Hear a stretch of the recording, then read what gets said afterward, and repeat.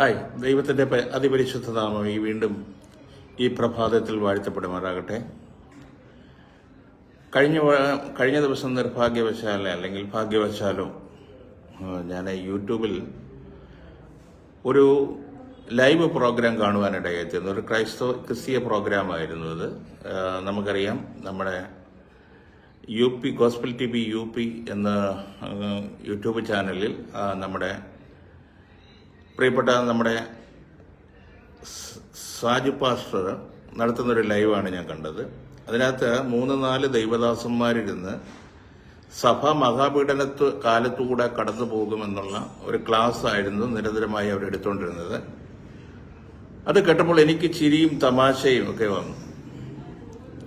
പ്രിയപ്പെട്ട സഹോദരങ്ങളെ, അത് അവരെടുത്ത വാക്യം എന്ന് പറയുന്നത് വെളിപ്പാട് പുസ്തകം 3-ാം അധ്യായം 10-ാം വാക്യമാണ് അവരെടുത്തത്. അവിടെ ഇങ്ങനെയാണ് എഴുതിയിരിക്കുന്നത്: സഹിഷ്ണുതയെക്കുറിച്ചുള്ള എന്റെ വചനം നീ കാത്തുകൊണ്ടതിനാൽ ഭൂമിയിൽ വസിക്കുന്നവരെ പരീക്ഷിക്കേണ്ടതിന് ഭൂതലത്തിലെങ്ങും വരുവാനുള്ള പരീക്ഷാകാലത്ത് ഞാൻ നിന്നെ കാക്കും.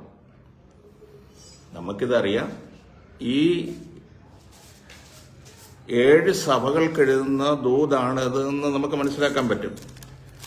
ആ 7 സഭകൾ ഏതാണെന്ന് വ്യക്തമായിട്ട് കൃത്യമായിട്ട് അവിടെ എഴുതിയിട്ടുണ്ട്. 7 സഭകൾ ഏതാണ്?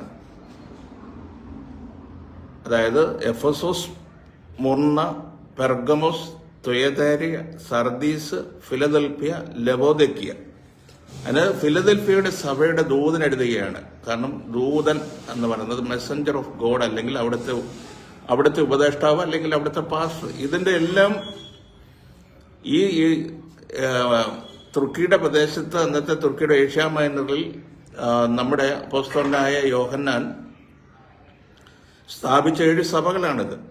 ആ 7 സഭകളുടെ ദൂതൻ എഴുതുകയാണ്. അതിനകത്ത് ഫിലദൽഫിയ സഭയ്ക്ക് പറയുന്ന കാര്യമാണ്. ഫിലദൽഫിയ സഭയുടെ ദൂതൻ എഴുതുക: വിശുദ്ധനും സത്യവാനും ദാവീദിന്റെ താക്കോലും ഉള്ളവനുമായി ആരും അടയ്ക്കാതെ വണ്ണം തുറക്കുകയും ആരും തുറക്കാതെ വണ്ണം അടയ്ക്കുകയും ചെയ്യുന്നവൻ അരുളി ചെയ്യുന്നു. അപ്പം ആരും തുറക്കാതെ വണ്ണം കർത്താവാണ് അരുളി ചെയ്യുന്നതെന്ന് കൃത്യമായി നമുക്കറിയാം. അപ്പൊ അവിടെ എഴുതിയിട്ട് താഴോട്ട് വായിക്കുമ്പോൾ അതിന്റെ 10-ാം വാക്യത്തിൽ നാം ഇങ്ങനെ കാണുന്നത്: സഹിഷ്ണുതയെക്കുറിച്ചുള്ള എന്റെ വചനം നീ കാത്തുകൊണ്ടതിനാൽ. ആ മേളി പറഞ്ഞിരിക്കുന്ന സോക്കോൾഡ് ഫിലദൽഫിയയുടെ സഭയുടെ ദൂതൻ കാത്തുകൊണ്ടതിനാൽ ഭൂമിയിൽ വസിക്കുന്നവരെ പരീക്ഷിക്കേണ്ടതിന്റെ ഭൂതലത്തിലെങ്ങും വരുവാനുള്ള പരീക്ഷാകാലത്ത് ഞാനും നിന്നെ കാക്കും. നമ്മുടെ ക്രൈസ്തവ പഠനം മുഴുവൻ ഇനി ഭൂമിയിൽ ഒരു മഹാപീഡനം ഉണ്ടാകുമെന്നും ഭൂമി മുഴുവൻ എന്തോ മഹാപീഡനത്തോടെ കടന്നു പോകുമെന്നും കഴിഞ്ഞ കാലങ്ങളിലെല്ലാം യുദ്ധങ്ങളും ഭൂകമ്പങ്ങളും പ്രകൃതിക്ഷോഭങ്ങളും നടക്കുമ്പോഴെല്ലാം ഈ വാക്യങ്ങളെ എടുത്തു വെച്ചുകൊണ്ട് പലരും പ്രസംഗിക്കുകയും പഠിപ്പിക്കുകയും ചെയ്യുന്നത് ഞാൻ കണ്ടിട്ട്. ഇന്ന് പകലിൽ എനിക്ക് നിങ്ങളോട് പറയുവാനുള്ളത്, അവിടെ പറഞ്ഞിരിക്കുന്നത്, ഞാൻ ആ ഗ്രീക്ക് വേർഡ് വായിച്ചു നോക്കി. G3625, അതായത് 3625. The land that is being inhabited, അല്ലെങ്കിൽ വേറൊരർത്ഥം കൂടെ അവിടെ പറഞ്ഞിരിക്കുന്നുണ്ട്. The land in a state of inhabitation. അപ്പം നമ്മളിവിടെ വായിക്കുമ്പോൾ ഭൂതലത്തിലെങ്ങും എന്നാണ് മലയാളത്തിൽ എഴുതിയിരിക്കുന്നത്. എന്നാൽ നമ്മുടെ അതിന്റെ ഗ്രീക്ക് വേർഡ് ഓയിക്കോമെനെ എന്ന് പറഞ്ഞാൽ ഭൂതലത്തിൽ എന്ന് പറയുന്ന ഒറ്റ വേർഡ് നമ്മൾ രണ്ടായിട്ട് എഴുതിയിട്ട് ഭൂതലത്തിലെങ്ങും എന്ന് പറയുന്ന അതിനകത്തുള്ള ഗ്രീക്ക് വേർഡ് ഓയിക്കോമെനെ. അതിന്റെ അർത്ഥം ഭൂമിയിലെങ്ങുമെന്നല്ല, കര അല്ലെങ്കിൽ ലാൻഡ്, പ്രദേശം, പർട്ടിക്കുലർ ഏറിയ എന്ന് പറയുന്നതാണ് അതിന്റെ അർത്ഥം.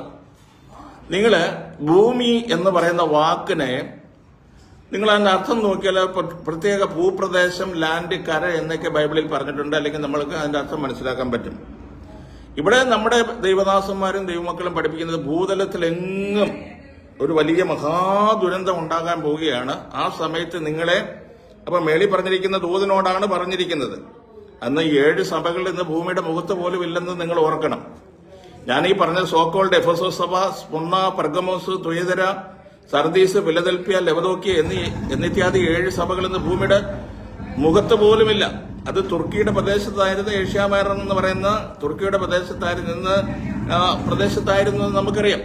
വചനം പഠിക്കുന്ന ഒരു പഠിതാവിനെ സംബന്ധിച്ചുള്ള കൃത്യമായ ആ കാര്യങ്ങളെ മനസ്സിലാക്കാൻ പറ്റും.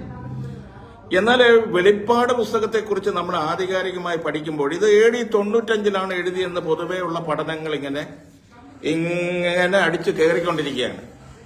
അപ്പം AD 95 എഴുതിയത്. അപ്പോൾ യോഹന്നാൻ ജീവിച്ചിരുന്നു. കാരണം യോഹന്നാനെ നാട് കടത്തിയത് AD ഡൊമിനേഷന്റെ കാലഘട്ടത്തിലാണെന്ന് എന്റെ ചെറുപ്പം മുതലേ ഞാൻ കേൾക്കുന്നതാണ്. എന്നാൽ സുറിയാനി സഭയുടെ ബൈബിളിൽ, അല്ലെങ്കിൽ പുരാതന സുറിയാനി സഭയുടെ ബൈബിളിൽ നിന്ന് വിവർത്തനം ചെയ്ത, ഈ ഇടയിൽ മലയാളത്തിലേക്ക് വിവർത്തനം പെസിത്തോ ബൈബിൾ വായിച്ചു നോക്കിയപ്പോൾ, എന്റെ കയ്യിലുണ്ട് പെസിത്തോ ബൈബിൾ. ആ പെസിത്തോ ബൈബിൾ വായിച്ചപ്പോൾ ആ പെസിത്തോ ബൈബിൾ ഡൊമിനേഷന്റെ കാലഘട്ടത്തിലല്ല, നീറോയുടെ കാലഘട്ടത്തിലാണ് ഈ യോഹന്നാനെ പത്മോസിലേക്ക് നാട് കടത്തുന്നത്. എന്തോരു അബദ്ധജടിലമായ പഠനങ്ങളാണ് നമ്മൾ പഠിപ്പിച്ചു വെച്ചിരിക്കുന്നത്. കാരണം AD 54 മുതൽ 68 വരെ സാമ്രാജ്യ തലവനായിരുന്ന നീറോയുടെ, കാരണം ആ നൂറോ, അതായത് ഈ റോമൻ സാമ്രാജ്യത്തിന്റെ സ്ഥാപകൻ ജൂലിയസ് സീസറാണ്. BC 49 മുതൽ 44 വരെയുള്ള കാലഘട്ടത്തിലാണ് അതിന്റെ ഫൗണ്ടർ. അതിനുശേഷം BC 2000 അഗസ്റ്റസ് സീസറിന്റെ കാലഘട്ടമാണ്. അതിനുശേഷം BC 27 മുതൽ AD 14 വരെയുള്ള കാലഘട്ടത്തിൽ, അതായത് യേശുക്രിസ്തുവിന്റെ ജനനമെല്ലാം അഗസ്റ്റസ് സീസറിന്റെ കാലഘട്ടത്തിലായിരുന്നു. അടുത്ത റോമൻ സാമ്രാജ്യത്തിന്റെ കൈസറായിട്ട് വരുന്നത്, അല്ലെങ്കിൽ സീസർ കൈസറായിട്ട് വരുന്നത് AD 14 മുതൽ AD 37 വരെയുള്ള കാലഘട്ടത്തിൽ തിബരിയാസ് കൈസറാണ്. അടുത്ത് വരുന്നത് കലിഗുള. AD 37 മുതൽ 41 വരെയുള്ള കാലഘട്ടത്തിൽ കലിഗുള എന്ന് പറയുന്ന ഒരു കൈസറായിരുന്നു അവിടെ ഭരിച്ചിരുന്നത്. ആ കലിഗുളയ്ക്ക് ശേഷം ക്ലൗഡിയസ്, അതായത് നീറോയുടെ പിതാവായിരുന്ന ക്ലൗഡിയസ്, നീറോയുടെ അച്ഛനായിരുന്ന അല്ലെങ്കിൽ അപ്പനായിരുന്ന ക്ലൗഡിയസ്. ഈ ക്ലൗഡിയസിന്റെ ഭാര്യയായിരുന്നു അഗ്രപ്പീന. അപ്പം ഇദ്ദേഹത്തിന്റെ ഈ ക്ലൗഡിയസിന്റെ വളർത്തുപുത്രനായിരുന്നു നീറോ. അപ്പൊ ക്ലൗഡിയസിനെ ഈ അഗ്രിപ്പീനായും, നിങ്ങൾ ചരിത്രമെടുത്ത് വായിച്ചു നോക്ക്, അഗ്രിപ്പീനായും ഈ ക്ലൗഡിയസിനെ നീറോയുടെ 16ാമത്തെ വയസ്സിൽ തന്റെ മാതാവും കൂടെ ചേർന്ന് കൂടിനകത്ത് വിഷം കൊടുത്ത് കൊല്ലുകയായിരുന്നു. അങ്ങനെ ക്ലൗഡിയസ് AD 41 മുതൽ 54 വരെയുള്ള കാലഘട്ടത്തിൽ, അതിനുശേഷമാണ് നീറോ കൈസർ അധികാരത്തിൽ വരുന്നത്. AD 54 മുതൽ 68 വരെയുള്ള കാലഘട്ടത്തിൽ. ഈ കാലഘട്ടത്തിലാണ് ആരെ നാടുകടത്തുന്നത്? പത്മോസിലേക്ക് ആരെ നാടുകടത്തുന്നത്? യോഹന്നാനെ നാടുകടത്തുന്നത് എന്ന് കൃത്യമായി സുറിയാനി ബൈബിളിൽ ഏറ്റവും പാരമ്പര്യമുള്ള, ലോകത്തിലെ ഏറ്റവും 1-ാം നൂറ്റാണ്ട് മുതൽ പാരമ്പര്യമുള്ള സുറിയാനി സഭയുടെ ആ പെസിത്തോ ബൈബിളിനകത്ത്, അല്ലെങ്കിൽ ആ സുറിയാനി സഭയുടെ ബൈബിളിൽ നിന്ന് കൃത്യമായി എഴുതിയിട്ടുണ്ട്. അതിന്റെ ആമുഖത്തിൽ എഴുതി വെച്ചിരിക്കുന്നതാണ് നെയ്റോയുടെ കാലത്താണ് യോഹന്നാനെ നാട് കടത്തിയതെന്ന്. അപ്പം ഞാനാ പറഞ്ഞല്ലോ, ഇപ്പൊ നമ്മുടെ AD 95 ഇത് എഴുതിയെന്നുള്ളതിന് സ്ഥാപിക്കാൻ വേണ്ടി പല ആശയങ്ങളും പറഞ്ഞു വരുന്നവരുണ്ട്. ഇപ്പൊ നമുക്ക് വെളിപ്പാട് പുസ്തകത്തിൽ AD 95 ഇത് എഴുതിയെങ്കിൽ, ഇപ്പൊ യോഹന്നാൻ നിശ്ചയമായും ദേവാലയം നശിക്കുന്നത് കണ്ടു കാണുമല്ലോ. കാരണം തന്റെ അരുമ ശിഷ്യനായിരുന്ന യോഹന്നാൻ തന്റെ എഴുത്തുകളിലൊന്നും ഒരു കാര്യം രേഖപ്പെടുത്തിയിട്ടില്ല. അപ്പം നമുക്കറിയാം, മത്തായി, മർക്കോസ്, ലൂക്കോസില് മത്തായിയുടെ സുവിശേഷം 24-ാം അധ്യായത്തിലും 16-ാം അധ്യായത്തിലും 10-ാം അധ്യായത്തിലൊക്കെ കുറിച്ച് തന്നെ 23-ാം അധ്യായത്തിലൊക്കെ ഈ ദേവാലയ നാശത്തെക്കുറിച്ച് പറയുന്നുണ്ട്.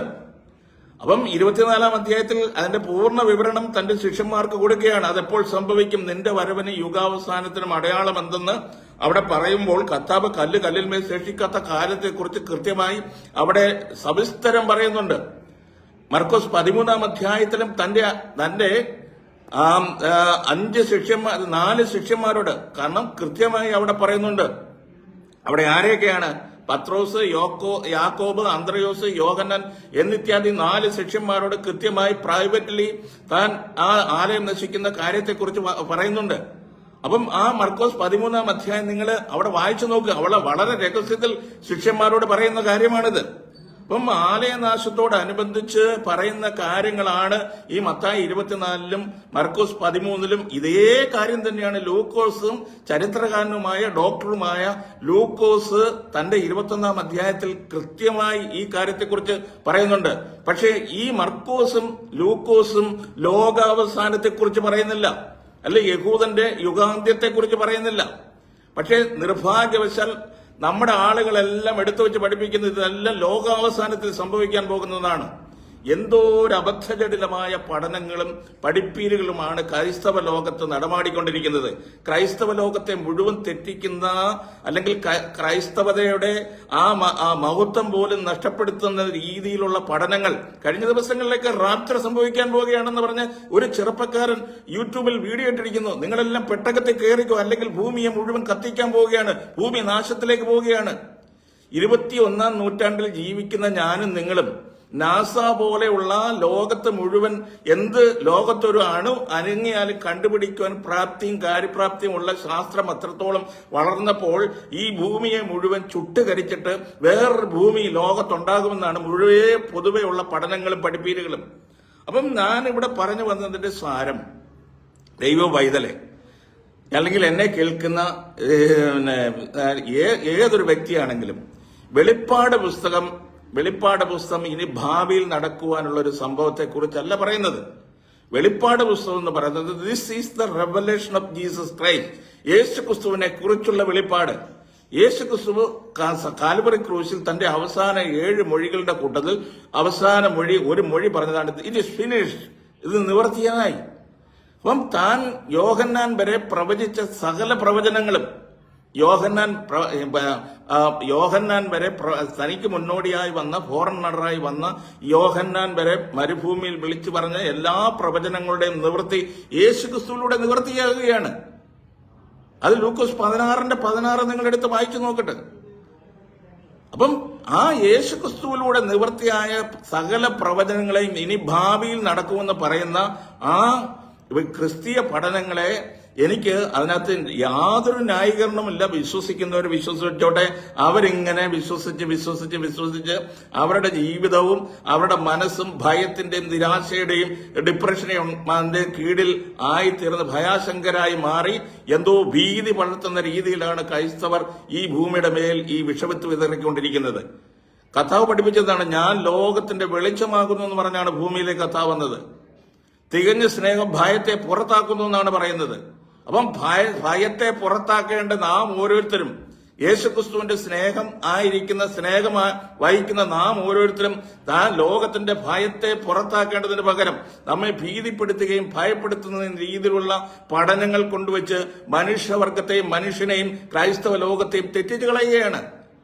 അപ്പം നാം മനസ്സിലാക്കേണ്ടത്, വെളിപ്പാട് പുസ്തകം ഭാവിയിലാണ് സംഭവിക്കേണ്ടതെങ്കിൽ, അല്ലെങ്കിൽ AD 95 വെളിപ്പാട് യോഹന്നാൻ കാണുന്നതെങ്കിൽ AD 70 ദേവാലയം നശിച്ചെന്നത് ചരിത്ര തെളിവുകളാണല്ലോ. ഇന്ന് യെരുശലേമിൽ ദേവാലയമില്ലെന്ന് എല്ലാവർക്കും അറിയാമല്ലോ. ഇവിടുന്ന് എത്രയോ ആളുകൾ തീർത്ഥാടനങ്ങളിൽ പോയി, അല്ലെങ്കിൽ തീർത്ഥാടനങ്ങൾ ഇവിടുന്ന് ഫ്ലൈറ്റ് പിടിച്ച് തീർത്ഥാടനം പോയി. അവിടെ ദേവാലയം കണ്ടോ? അവിടെ വിലാപ മതിൽ എന്ന് പറഞ്ഞ് ഇടിഞ്ഞു കിടക്കുന്ന ഒരു മതിലല്ലാതെ വേറെ എന്തെങ്കിലും ഉണ്ടോ? അപ്പൊ ഈ വിലാപ മതിൽ അവിടെ അതിന്റെ ഒരു ശേഷിപ്പ് മാത്രമേ അവിടെ ഉള്ളൂ. അപ്പൊ ഈ യെരുശലേം ദേവാലയം അവിടെ യോഹന്നാൻ 95 ഇത് എഴുതുമ്പോൾ യോഹന്നാൻ അത് കണ്ടിട്ടില്ല, എഴുതിയിട്ടില്ല. ദേവാലയം നശിക്കുന്നത് കണ്ടിട്ടില്ലെന്ന് നമ്മൾ പറയേണ്ടി വരും. കാരണം യോഹന്നാൻ തന്റെ ആ വെളിപ്പാട് പുസ്തകത്തിൽ ഒരു ഭാഗത്ത് പോലും പറയുന്നില്ല. എന്നാൽ യോഹന്നാൻ കൃത്യമായി പറയുന്നുണ്ട്. 11:1 മുതൽ വെളിപ്പാട് പുസ്തകം 11:1 മുതൽ നമ്മൾ എടുത്ത് വായിച്ചു നോക്കുമ്പോൾ കൃത്യമായി അവിടെ പറയുന്നുണ്ട്. വെളിപ്പാട് പുസ്തകം 11-ാം വാക്യം ഞാൻ 1 മുതൽ അവിടെ വായിക്കുമ്പോൾ അവിടെ കൃത്യമായിട്ട് പറയുന്നുണ്ട്, അവിടെ ആലയത്തെ അളക്കാൻ. അപ്പം പിന്നെ ദണ്ട് പോലുള്ളൊരു കോല് എന്റെ കയ്യിൽ കിട്ടി, കൽപ്പന ലഭിച്ചത്, നീ എഴുന്നേറ്റ് ദൈവത്തിന്റെ ആലയത്തെയും യാഗപീഠത്തിൽ അതിൽ നമസ്കരിക്കുന്നവരെയും അളക്കുക. എന്റെ സഹോദര, AD 70 ആലയം നശിച്ചു. ഈ യോഹന്നാന് മാനസിക രോഗമൊന്നും ഇല്ലായിരുന്നല്ലോ. 11-ാം അധ്യായത്തിൽ ഇതിനെ അളക്കാൻ പറയാൻ വേണ്ടി. ഇപ്പൊ ആലയം ഉള്ളപ്പോൾ തന്നെയാണ് ഇത് എഴുതിയതിന്റെ തെളിവല്ലേ ഇത്? ഇവിടെ ഇരുന്ന് ഭൂമിയിലെങ്ങും പരീക്ഷിക്കുന്ന പരീക്ഷാകാലത്ത് സംഭവിക്കാനുള്ളതെന്ന് ഞാൻ നേരത്തെ പറഞ്ഞതുപോലെ വെളിപ്പാട് പുസ്തകം 3-ാം അധ്യായം 10-ാം വാക്യത്തിൽ പറയുന്നത് അവിടെ എന്താണെന്ന് കൃത്യമായിട്ട് ഞാൻ പറഞ്ഞു. ആ ഗ്രീക്ക് വേർഡ് പറഞ്ഞ് വീണ്ടും ഞാൻ ഒരിക്കൽ കൂടി പറയുകയാണ്. അവിടെ ഭൂതലത്തിൽ എങ്ങുമെന്ന് ഉള്ള നമ്മുടെ മലയാളത്തിൽ ഭൂതലത്തിൽ എങ്ങുമെന്നുള്ളതിന് ഗ്രീക്കിൽ ഒറ്റ വേർഡാണ് ഓയിക്കോമെനെ. ഓയിക്കോമെനെ എന്ന് പറഞ്ഞാൽ ലാൻഡ്, ആ ഭൂപ്രദേശം, പ്രത്യേക land, the land in a state of inhabitation എന്നാണ് അവിടെ എഴുതിയിരിക്കുന്നത്. ആ ഭൂപ്രദേശത്ത് സംഭവിക്കേണ്ടത്, അത് ഭൂമിയിൽ എങ്ങും സംഭവിക്കുന്ന കാര്യമല്ല. അപ്പം നമ്മളെ ക്രൈസ്തവരെ ഇവിടെ നിന്ന് മതപഠനങ്ങൾ നടത്തി, എന്തോ ഒരു മതപഠനമാണിത്, എനിക്ക് മനസ്സിലാവുന്നില്ല. ഭീതിപ്പെടുത്തുന്ന, ഭയപ്പെടുത്തുന്ന, ഭയാനകമായ, മനുഷ്യനെ എന്താണ് പറയുന്നത്, ഭീതിപ്പെടുത്തുന്ന രീതിയിലുള്ള പഠനങ്ങൾ കൊണ്ടുവച്ച് ഈ അനേകർ യുക്തിവാദികളും നിരീശ്വരവാദികളുമായി പോരുകയാണ് ക്രൈസ്തവന്റെ ഇതുപോലുള്ള പഠനങ്ങൾ കൊണ്ടുവച്ച്. അപ്പോൾ എന്തായാലും നമുക്ക് ജീവിക്കാൻ പറ്റത്തില്ല, എന്നാൽ നമുക്ക് സുഖിച്ചു പൊളച്ച് ജീവിക്കാമെന്നുള്ളൊരു തീരുമാനമെടുത്ത് കുഞ്ഞുങ്ങളെല്ലാം വഴിതെറ്റി പോവുകയാണ്. അപ്പൊ ഇതിനെ നമ്മൾ എന്ത് ചെയ്യാൻ പറ്റും? ഈ സമൂഹത്തോട് നമുക്ക് എന്ത് ചെയ്യാൻ പറ്റും? ഇനി ഭാവിയിൽ ഞാൻ പറഞ്ഞ വെളിപ്പാട് പുസ്തകം ഇനി ഭാവിയിൽ നടക്കാനുള്ളതാ. ചലഞ്ച് ചെയ്യാനുള്ളവര് വന്ന് നമുക്ക് ഡിബേറ്റബിൾ സബ്ജക്ട് ആ ഡിബേറ്റ് ചെയ്യാവുന്നേ. നിങ്ങൾ താല്പര്യത്തോടെ ഇനി ഇത് ഭാവിയിൽ സംഭവിക്കാനുള്ളതാണെങ്കിൽ ഈ 7 സഭകളെന്ന് ഭൂമിയുടെ മുഖത്തില്ല. ഇത് വേഗത്തിൽ സംഭവിക്കാനുള്ളതെന്ന് 7 പ്രാവശ്യം ഇത് വെളിപ്പാട് പുസ്തകത്തിൽ പറഞ്ഞിട്ടുണ്ട്. 7 പ്രാവശ്യം ഇതിനെ വേഗത്തിൽ സംഭവിക്കാനുള്ളത്. നിങ്ങളുടെ മലയാള അധ്യാപകനോട് പോയി ചോദിക്കണം, വേഗത്തിൽ സംഭവിക്കുക എന്താണ് സാറേ എന്ന് ചോദിച്ചാൽ കൃത്യമായ ഉത്തരം തരും. ഒരു അക്രൈസ്തവന്റെ കൊയ്യിൽ വെളിപ്പാട് പുസ്തകം വായിച്ചാൽ അവർക്ക് മനസ്സിലാവത്തില്ല. എന്നാൽ ഒരു അക്രൈസ്തവനോട് ഈ കാര്യം പറഞ്ഞാൽ അവന് മനസ്സിലാവും ആ കാലഘട്ടത്തിൽ തന്നെ നടക്കാനുള്ളതാണെന്ന്. ഇത്രത്തോളം അപജയങ്ങൾ കൊണ്ടുവച്ച് സജു ചാത്തന്നൂരും നമ്മുടെ തോമസ് മാമൻ പാസ്റ്ററും അതുപോലെ പല ദൈവദാസന്മാരും കാലങ്ങളായി പഠിപ്പിക്കുന്ന, എവിടെങ്കിലും ഒരു യുദ്ധശ്രുതി നടന്ന, ഗാസയിൽ ഒരു പ്രശ്നം നടന്നപ്പോൾ ഇപ്പം തന്നെ യുദ്ധം നടന്നുകൊണ്ടിരിക്കുകയാണ്. ഇപ്പോഴന്മാർ ഏറ്റവും വിറ്റവരവുള്ള ഒരു സംഭവമാണിത്. കർത്താവിന്റെ വരവ് ഇപ്പം നടക്കുന്ന സഭ മഹാപീഡന കാലത്തൂടെ കടന്നു പോകുന്ന പറഞ്ഞ ഈ കേരളത്തിലുള്ളതോ ഈ ലോകത്തിലുള്ള ഏതെങ്കിലും സഭയിൽ പീഡനമുണ്ടോ? ഇവനെല്ലാം കോടീശ്വരന്മാരും ബെൻസുകാരും AC ഓടി കാറിലും സുഖിച്ചുകൊണ്ടിരിക്കുമ്പോൾ ഇവിടെ അതിന്റെ പീഡനത്തിലൂടെ കടന്നു വന്നാ പോകുന്നത്. കോടികൾ ഉണ്ടാക്കി 500-600 കോടി രൂപയുടെ ആസ്തി ഓരോരുത്തന്മാർക്ക് കൂടെ. ഇവന് ഏത് പീഡനത്തിലൂടെ ഇവന്മാരെ കടന്നുകൊണ്ടിരിക്കുന്നത്? ഇവിടുത്തെ സാധാരണക്കാരൻ കൂലിപ്പണിക്കാരൊക്കെയാണ് അന്നന്ന് അത്താണിക്ക് വേണ്ടി കിടന്ന് കഷ്ടപ്പെടുമ്പോൾ ഇവിടുത്തെ പാട്ടർമാര് അവന്മാര് കോടിക്കണക്കിന് രൂപ സമ്പാദിച്ചിട്ട് അവന്മാർക്ക് എവിടെയെല്ലാം ഫ്ളാറ്റ്, ലോകത്ത് അവന്മാർക്ക് എവിടെയെല്ലാം നമുക്ക് പഞ്ചനക്ഷത്ര ഹോട്ടലുകളിൽ പോയി താമസിക്കും. ഇവന്മാർ ഇന്ന് കേരളത്തിൽ ഏതെങ്കിലും ബിഗ് ടൗണുകളിൽ അവന്മാർ ഫ്ളാറ്റുകൾ വാങ്ങും. എന്നിട്ട് ഇവിടെ വന്നിരുന്നത് സഭ പീഡാകാലത്തിൽ കൂടെ കടന്നു. പാവപ്പെട്ട ആളുകളെ പേടിപ്പിക്കുകയും ഭയപ്പെടുത്തുകയും ചെയ്യുന്നതാണ് ഇത് സഹോദര. ഇത് ഇത്തരത്തിലുള്ള അബദ്ധജനകമായ പഠനങ്ങളെ വിട്ടിട്ട് കർത്താവിന്റെ കൃപയിലേക്ക് മടങ്ങി വാ. ഇപ്പൊ നിങ്ങളെ സഹിഷ്ണുതയെക്കുറിച്ചുള്ള വാക്ക് ഞാൻ 3:10 എന്റെ വേദന കൊണ്ടാണ് പറയുന്നത്. വെളിപ്പാട് പുസ്തകം എനിക്ക് മത്തായി 24 പറഞ്ഞിരിക്കുന്ന അതേ കാര്യം ഡിറ്റോയായിട്ടാണ് ഈ വെളിപ്പാട് പുസ്തകത്തിൽ പറഞ്ഞിരിക്കുന്നത്. ഇത് വായിച്ചാൽ ഇതൊരു കിയാസും അല്ലെങ്കിൽ എന്താണ് ആ ലാംഗ്വേജ് എന്താണ്, അത് അലിഗോറിക്കലായിട്ട് അന്നത്തെ സമൂഹത്തിനത് മനസ്സിലായി, യഹൂദനെന്ന് മനസ്സിലായി. പക്ഷേ നൂറ്റാണ്ടുകൾ കഴിഞ്ഞപ്പോൾ ക്രിസ്ത്യാനികൾക്ക് അത് മനസ്സിലായില്ല. പിന്നെ ഈ മതം ഉണ്ടാക്കിയപ്പോൾ അവന്മാർക്കും അത് മനസ്സിലായില്ല. AD 325 ഈ മതം ഉണ്ടാക്കി വെക്കുന്നത്. ഈ മതം ഉണ്ടായപ്പോഴും അവന്മാർക്കും ഇത് മനസ്സിലായില്ല. ഈ മതം മനുഷ്യന്റെ തലയിൽ കയറി മനുഷ്യന്റെ ബുദ്ധിക്കും ജ്ഞാനത്തെയും വെല്ലുവിളിക്കുന്ന രീതിയിലുള്ള അബദ്ധജനകമായ പഠനങ്ങൾ കൊണ്ടുവച്ച് ഈ സമൂഹത്തെ മുഴുവൻ തെറ്റിച്ച് കളയുന്ന അബദ്ധത്തെ തിരുത്താനുള്ള സാവകാശമാണ് സഹോദര. അനേകർ കർത്താവിന്റെ കൃപയിലേക്ക് കൃപ കൊടുത്ത് എഴുന്നേൽപ്പിക്കുന്നുണ്ട്. സത്യം നിങ്ങൾ മനസ്സിലാക്കുക. AD 95 വെളിപ്പാട് പുസ്തകം എഴുതിയത്. AD 63-64 കാലഘട്ടത്തിൽ ഇതിന്റെ എഴുത്തുകൾ മുഴുവൻ ബൈബിളിന്റെ 7 ദേവാലയം നശിക്കുന്നതിന് മുമ്പ് സകലതും എഴുത്തുകളും ഈ ബൈബിളിനകത്ത് എഴുതിയിരിക്കുന്ന 27 പുസ്തകങ്ങളും എഴുതി കഴിഞ്ഞു. നിങ്ങൾക്ക് ഞാൻ പറഞ്ഞല്ലോ, ഏറ്റവും ഓൾഡസ്റ്റ് ആയിട്ടുള്ള സുറിയാനി സഭയുടെ പെസിത്തോ ബൈബിളിനകത്ത്, അവരുടെ സുറിയാനി സഭയുടെ പെസിത്തോ ബൈബിളിനകത്ത് കൃത്യമായിട്ട് പറയുന്നുണ്ട്, AD 54 മുതൽ 68 വരെയുള്ള കാലഘട്ടത്തിൽ നീറോ ഭരിച്ചിരുന്ന കാലത്ത്, നീറോയുടെ കാലഘട്ടത്തിലാണ്, നീറോയാണ് ഇദ്ദേഹത്തെ നാട് കടത്തിയത്, ഡൊമിനേഷനാന്ന് പറഞ്ഞ് പഠിപ്പിക്കുകയാണ് ആളുകള്. അപ്പൊ ഇത്തരത്തിലുള്ള പഠനങ്ങൾ കൊണ്ടുവച്ച് എന്റെ സഹോദരൻ അവിടെ എഴുതിയിരിക്കുന്ന ഞാൻ ഗ്രീക്ക് വേർഡ് പറഞ്ഞു, ഇൻഹാബിറ്റഡ് വേൾഡ് എന്ന് പറഞ്ഞാൽ G3625 എന്ന് പറഞ്ഞാൽ ഭൂതലത്തിൽ എങ്ങുന്നാണ് മലയാളത്തിൽ എഴുതിയിരിക്കുന്നത്. പക്ഷേ ആ ഇൻഹാബിറ്റഡ് വേൾഡ് എന്ന് അവിടെ എഴുതിയിരിക്കുന്നത് ആ ലാൻഡ്, പ്രത്യേക ഭൂപ്രദേശം, ആ ലാൻഡ്. കാരണം ദൂത് പറയുന്ന ആരോടാണ്?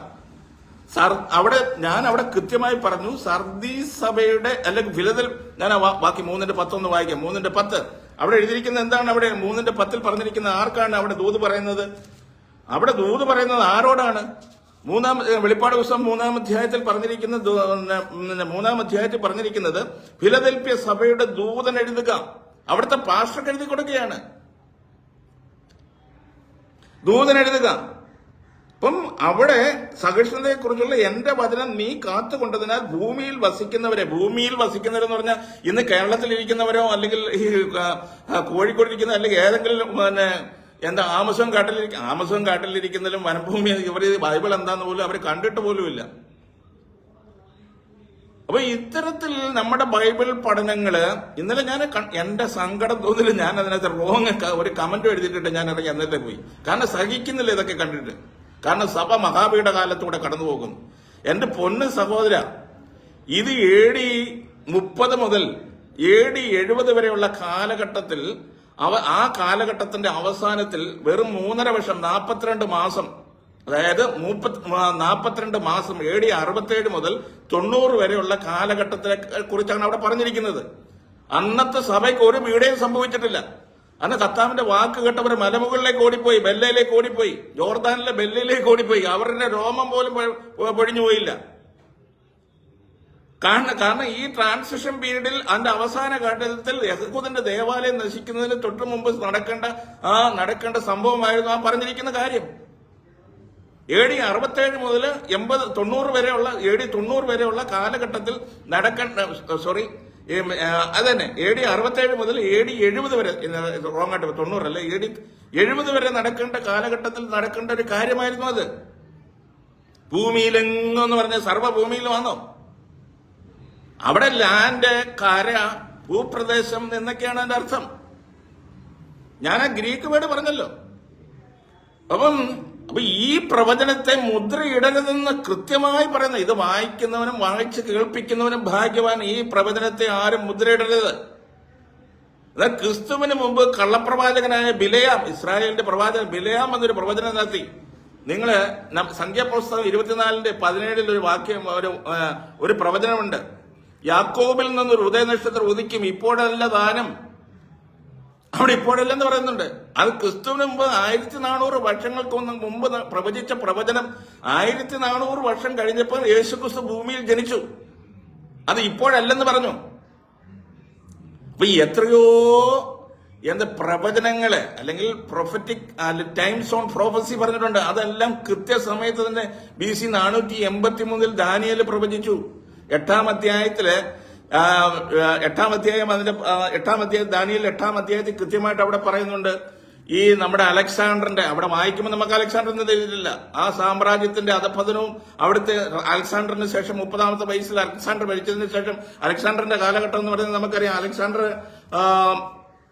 അലക്സാണ്ടർ BC 336 തന്റെ അപ്പനായ ഫിലിപ്പിന്റെ കാലഘട്ടം കഴിഞ്ഞ് BC 336 താന് ഗ്രീക്ക് സാമ്രാജ്യത്തിന്റെ തലവനായി മാറുകയാണ്. അടുത്തത് 30 വയസ്സ് കഴിയുമ്പോൾ താൻ മരിക്കുകയാണ്. അത് കഴിഞ്ഞിട്ട് തന്റെ സാമ്രാജ്യത്തിന്റെ അല്ലെങ്കിൽ തന്റെ സൈന്യാധിപന്മായിരുന്ന ടോളമൈ, കസാൻഡർ, ലിസിമാക്കസ്, സെലൂക്കസ്, ഇവര് 4 പേരും ചേർന്ന് അവരുടെ കണ്ടിന്യൂഷനായിട്ട് പിന്നെ സെലൂക്കസ് രാജവംശം എന്ന് പറഞ്ഞ് മാറുകയാണ്. അവസാനത്തെ രാജവംശം, ആ സെലൂസിഡ് രാജാവിന്റെ അവസാനത്തെ രാജാവായിരുന്നു അന്റിയോക്കസ് എപ്പിഫാനസ്. അദ്ദേഹത്തിന്റെ കാലത്താണ് ദേവാലയത്തിൽ മ്ലേച്ഛതകളും പന്നിച്ചോരയൊക്കെ അർപ്പിക്കാനിടയായി തീർന്നത്. അദ്ദേഹത്തെ മക്കാബി സഹോദരന്മാർ വന്ന് കൊന്നതിന് ശേഷം ദേവാലയത്തെ ശുദ്ധീകരിച്ചതിന് ശേഷം പ്രതിഷ്ഠോത്സവം നടത്തുന്നതായിട്ട് നമ്മൾ കാണുന്നുണ്ട്. അത് സെക്രിയ പ്രവചനം 14-ാം അധ്യായത്തിൽ അതിന്റെ കാലത്ത് കച്ചവടക്കാരെ, ഒരു കച്ചവടക്കാരെന്നൊക്കെ അവിടെ പറയുന്ന ഭാഗങ്ങളുണ്ട്. കാരണം അവിടെ പറയുന്നത് എല്ലാം എന്താണ്, ദേവാലയം കർത്താവിന്റെ കാലത്ത് ആ പ്രതിഷ്ഠോത്സവത്തിന് പങ്കെടുത്തതായിട്ട് യോഹന്നാന്റെ സുവിശേഷത്തിൽ നമുക്ക് 12-ാം അധ്യായത്തിൽ കാണുന്നുണ്ട്. അപ്പൊ ഇങ്ങനെ ഈ കാര്യങ്ങളെ ഒന്നും മനസ്സിലാക്കാതെ നടന്നുപോയ കാര്യങ്ങൾ ഇനി ഭാവിയിൽ നടക്കാനുള്ളതാണെന്ന് പ്രതിപാദിച്ചുകൊണ്ട് ഞാൻ സത്യസന്ധമായ ഒരു കാര്യം പറയാം. നിങ്ങൾ എന്നെ വിശ്വസിച്ചാലും ഇല്ലെങ്കിലും എന്റെ സഹോദരങ്ങളെ, കഴിഞ്ഞ 2000 വർഷങ്ങളായി 100, 110, 105 വർഷമായതേ ഉള്ളൂ പെന്തക്കോസ് ഉണ്ടായത്. അതിനു മുമ്പിട്ട് മാർട്ടിൻ ലൂതറിന്റെ ഇതിനകത്ത് നമുക്കറിയാം, മാർട്ടിൻ ലൂതറിന് കത്തോലിക്കിൽ നിന്ന് മാറി അദ്ദേഹത്തിന്റെ നേതൃത്വത്തിൽ സഭയുടെ ധ്രുവീകരണം നടന്നു. അല്ലെങ്കിൽ അത് റിഫോർമേഷൻ നടന്നു. അതിനുശേഷം നമ്മുടെ പഠിപ്പീരുകളൊക്കെ ഈ പഠനങ്ങളെല്ലാം കൊണ്ടുവന്നത് ഡാർബി എന്ന് പറയുന്ന ഡാർബിയുടെ ഒരു പഠനമാണ്. അതായത് പ്ലിമത്ത് റോക്കിലെ ഒരു സഭാ ശുശ്രൂഷകനായിരുന്ന അമേരിക്കക്കാരനായിരുന്ന ജോൺ നെൽസൺ ഡാർബിയാണ് അതൊരു ബ്രദറുകാരനായിരുന്നു. ഈ പഠനങ്ങളാണ് ഈ സമൂഹത്തിൽ ഏറ്റവും കൂടുതൽ വിഷം വിതറിയിരിക്കുന്നത്. തന്റെ കൂടെ ഒരു ചെറുപ്പക്കാരിയായ സ്കോട്ട്ലൻഡ് ഹാരി ആയിരുന്ന മഗ്രിറ്റ് മക്ഡൊണാൾഡ് എന്ന് പറയുന്ന ഒരു ചെറുപ്പക്കാരിയുടെ ഹാലുസിനേഷനാണ്. അവള് കണ്ട ദിവാസ്വപ്നമാണ് ഈ സ്വർഗവും നരകം ഇതുപോലുള്ള പഠിപ്പീരുകളിലൊക്കെ. ഈ ഡിസ്പെൻസേഷണൽ തിയറി എല്ലാം യേശു കർത്താവ് ഡിസ്പെൻസേഷൻ ഒന്നും പറഞ്ഞിട്ടില്ല. ഈ കാലത്തിലും വരുവാനുള്ള കാലത്തിലേ പറഞ്ഞുള്ളൂ. This age and age to come. കാരണം മോശയിക കാലഘട്ടത്തിലും വരുവാനുള്ള മോശയിക കാലഘട്ടത്തിന് ശേഷം ന്യായപ്രമാണം കഴിഞ്ഞിട്ടുള്ള കാലഘട്ടത്തിലും യേശു അതേ പഠിപ്പിച്ചുള്ളൂ. നിങ്ങൾക്ക് എവിടെ നിന്ന് കിട്ടി ഈ ഡിസ്പെൻസേഷൻ? ഡാർബിയുടെ വേസ്റ്റ് ചുമക്കുന്നത്, ബ്രദറൻകാരന്റെ വേസ്റ്റ് ചുമക്കുന്നത്. കൃത്യമായി ദൈവവചനം പഠിക്കുന്ന സഹോദരരെ, വേദന കൊണ്ടും പ്രയാസം കൊണ്ടും ഇതിന്റെ മലിനതകൾ കണ്ടും ഇതിന്റെ അഴുക്കുകൾ കൊണ്ടും പ്രതികരിക്കാതിരിക്കാൻ പറ്റുന്നില്ല. സത്യം നിങ്ങൾ മനസ്സിലാക്കുക. നിങ്ങൾ ഇനി എന്തോ കമന്റ് എഴുതിയാലും എന്തെന്നെ ആക്ഷേപം പറഞ്ഞാലും ഈ ക്രൈസ്തവൻ ഇന്ന് പഠിപ്പിക്കുന്ന എല്ലാ തിയോളജിക്കൽ അണ്ടർസ്റ്റാൻഡിങ്ങും ഭൂലോക ഭൂളിഷാണ്. നിങ്ങൾ സത്യത്തിലേക്ക് വാ. യേശുക്രിസ്തു സ്ഥാപിച്ച ദൈവരാജ്യം. യേശുക്രിസ്തു ഒരു സഭാസ്ഥാപകനല്ല, ഒരു മതം സ്ഥാപിച്ചില്ല. പക്ഷെ നിർഭാഗ്യവശാൽ 325 കോൺസ്റ്റന്റിന്റെ അടുത്ത് അവന്റെ ലാഭത്തിന് വേണ്ടി ഒരു പാപ്പൽ മതം ഉണ്ടാക്കി മാറ്റി. ഇതിന്റെ എല്ലാം ഫോളോവേഴ്സായി നമ്മളെ കുറെ മണ്ടന്മാരാക്കി. മതത്തിന്റെ മണ്ടന്മാരെന്നേ എനിക്ക് പറയാനൊക്കെ. തിരിഞ്ഞു വാ സഹോദരങ്ങളെ. സത്യസന്ധമായി ജീവിച്ച് ഈ ഭൂമിക്ക് ഉപ്പായിട്ട് ലോകത്തിന് വെളിച്ചമായി തീരെ. അല്ലാതെ ഈ നാശത്തിന്റെ വഴികളിലേക്ക് ഇതുപോലുള്ള പഠിപ്പീരുകൾ കേട്ട് മനുഷ്യവർഗത്തെ മുഴുവൻ തെറ്റിക്കുന്ന രീതിയിൽ കർത്താവ് വന്നിട്ട് ഈ ഭൂമിയെ മുഴുവൻ, എന്റെ കർത്താവ് സ്നേഹസമ്പൂർണനായ ദൈവം ഈ ഭൂമിയെ, ഈ മനോഹരമായ പ്ലാനറ്റിനെ, കോടാനുകോടി മനുഷ്യർ പാർക്കുന്ന ഭൂമിയെ കത്തിച്ചു കളയുമെന്ന് നിങ്ങൾക്ക് നെഞ്ചി കൈവച്ച് പറയാൻ പറ്റൂ? ഇവിടുത്തെ ക്രൈസ്തവന്റെ പഠിപ്പീരെന്താ? വേറൊരു ആകാശം ഭൂമിയും വരുമെന്ന്. എന്റെ കർത്താവിന് തലയ്ക്ക് ഓളമല്ലേ?